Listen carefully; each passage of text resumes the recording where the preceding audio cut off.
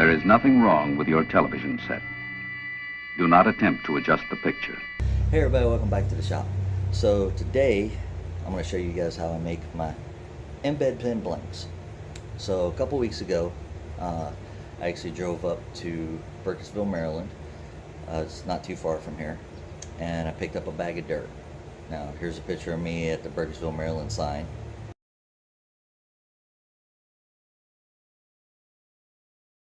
And so I picked up some dirt, and now I'm going to show you where you see this pile of dirt that I got the dirt from out of the movie.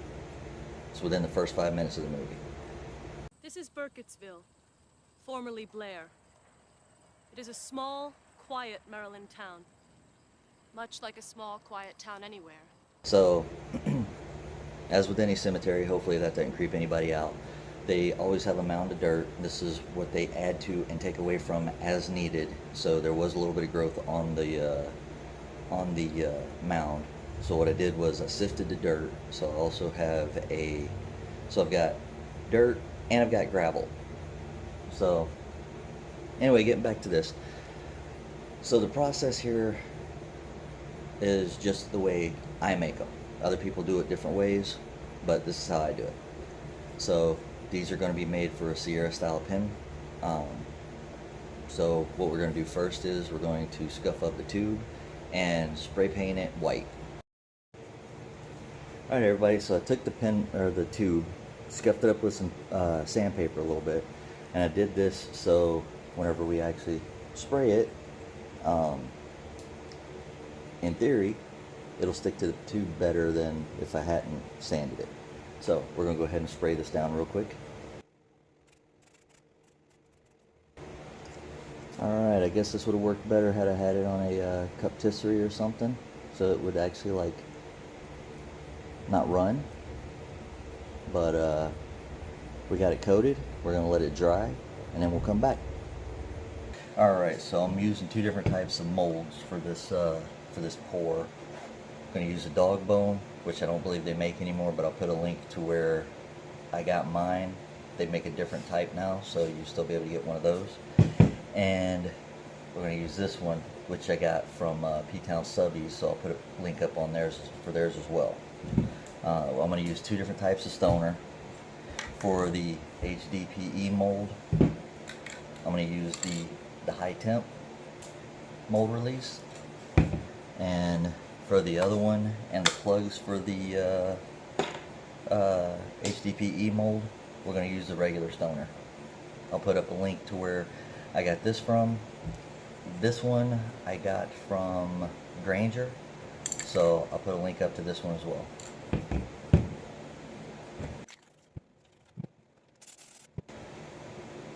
I stuck these in a mold that I'm not using, so I can go ahead and spray those with this. So for your silicone molds, you definitely want to make sure you keep those sprayed because that will extend the life of the mold.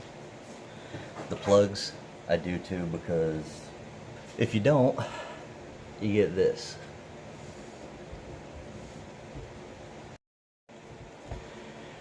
Hey guys, bear with me here because like I said in some of my older videos, I don't have a better camera stand, so this is the angles that I have to deal with. Now that the paint's dry, we're going to take the label, which I printed these out on labels from Label Maker. I can't remember the exact name of the company, but I'll put a link in the description below. These were printed out on a laser jet. You can also print them out on an inkjet. I just used a laser jet because that's what I had handy at the time. So now, as I mentioned before with the mold, one of the molds I'm using I got from P-Town Subbies. P-Town Subbies also makes a label guide that makes this a lot easier. I did not grab mine, so I'm not 100% sure where it's at right now. So I'm doing this by hand and lining it up by eye. So we're alright. Now as you can see, I had a little extra. You always want to print it out a little bit larger than the tube itself. So I'll get a razor and cut that off, and we'll come right back. Alright guys, so I went and got a piece of paper to put underneath this. This is so you don't actually lose any of your sand from the overpour or anything. I should have got a regular sheet of paper, but I got a paper towel instead. This has little cracks and crevices, so we'll lose a little bit, but nowhere near as much as I would lose if I didn't have a piece of paper down to begin with. So we are going to use some of the Craft Attack UV resin. I'll put a link up in the description below for this as well. You can also use CA glue, but I've been wanting to try out some of this on something for a while, so this gives me a perfect opportunity to do that. Yeah, oh, and by the way, I am not sponsored by any of the products I use. These are just products I picked up along the way. So basically what you're going to do is wherever you want to put your embed, which I don't know how well you can see this. I'll hold it up to the, but I put a little, this little thing here so I could put some there.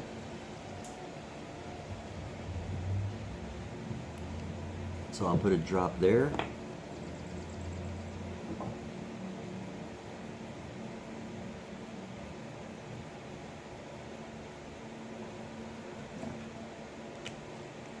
And then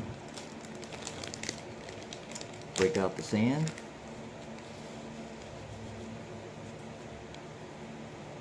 Now you can see what I mean by losing some sand doing this. Alright.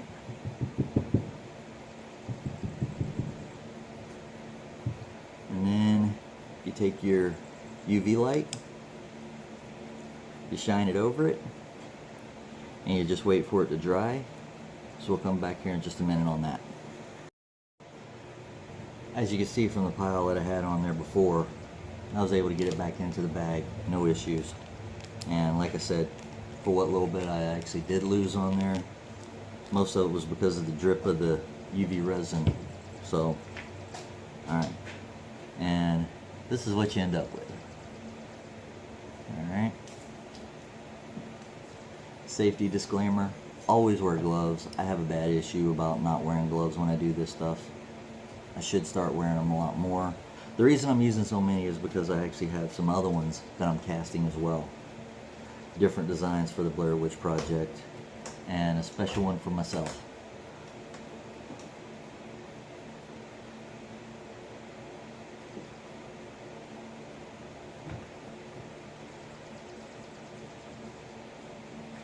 And that one's for me. I don't know how many of you guys are old enough or remember Surge Cola, but I used to love this stuff. Alright, so I'll get these put in the mold and we'll come back after that. Alright, so for this project we're going to finish off my Artworks resin that I have in this container. Not a good picture of it. It's an older bottle that's been out here in the garage for a little bit. So, since it has sat for a while, I always shake my resin just a little bit. A lot of people tell you not to do that because it'll put air bubbles in there. Well, I'm using a pressure pot, so that'll take care of the air bubbles. But I'm going to mix up about 4 ounces to start off with, just to see if I need more than that.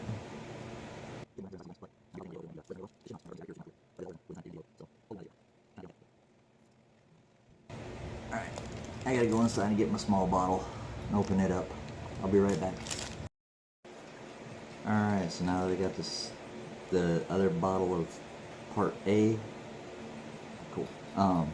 So true story. I always tend to run out of part A and have part B left over. Well, Craft Attack actually sells their resin for just such an occasion. If you end up with too much of one and not enough of the other, you can buy whatever part you're missing on their website.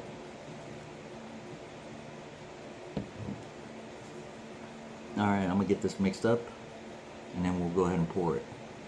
Now, oddly enough, this is just something I do. If I put an embed in something, I usually try and have that up on the top of the blank. If there is a crease, you know, it's not an embed, it's just a label, I'll put the back of the label where it connects up top. Reason I do this is because, one, I want to make sure that the embeds don't come loose after they come out of the, or while they're in the pressure pot. And with the labels, I want to make sure I can actually see where the labels go together, so I can make sure there's no peeling. Now what I'll normally do is I'll run either a bead of CA glue or a bead of the UV resin up the back to where I don't have to worry about it separating with the resin.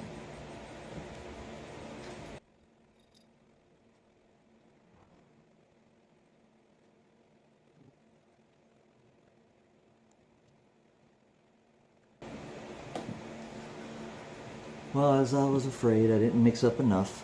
I got 6 blanks here, and I made 4 ounces, and it's going to need maybe about an ounce more. So bear with me while I pour up another, I'm going to go ahead and pour up 2 ounces because of the way my cup's made up. Got this neat little rack system that fit right down into my pressure pot, and I'll put a link to this in the description as well.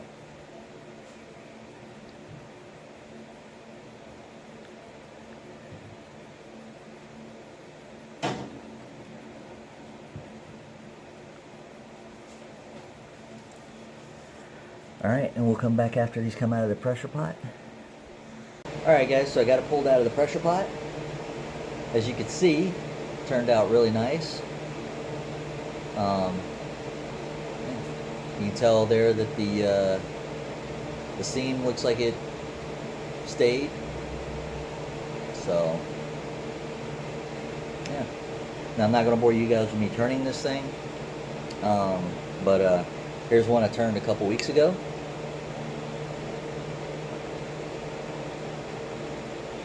Now, just so you can see the difference, I did something different with this one than I did with this.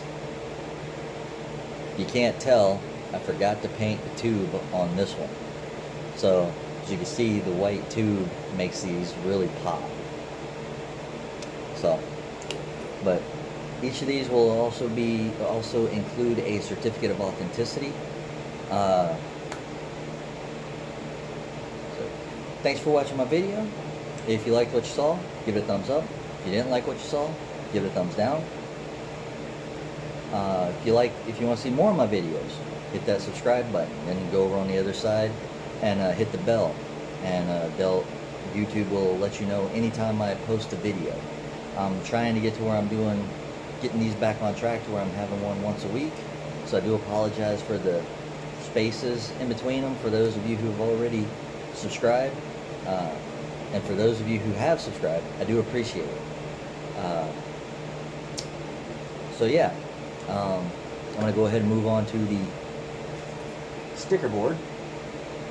So this week we're adding the workshop here in Fredericksburg. Now, the workshop is a locally owned and operated, basically it's a wood shop. They have a lathe room.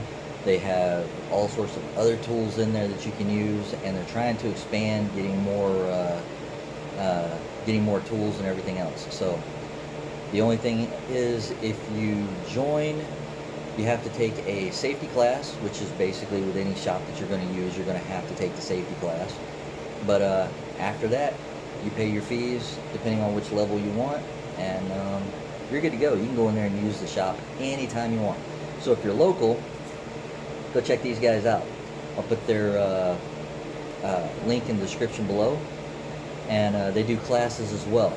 And speaking of classes, as of this week, I am one of their new pin turning instructors. So I will probably do a couple more pin turning videos here before I actually get started with the classes. The first class that I will be teaching will be September 22nd. Kind of excited about this. This is something part-time. But they are also looking to offer more classes, both turning and other. So, like I said, check them out. I'll put their website on the in the description below. And by the way, their sticker is right here. So I'll yeah, I guess I don't really need to put any stills up because you guys already see how this thing turned out. But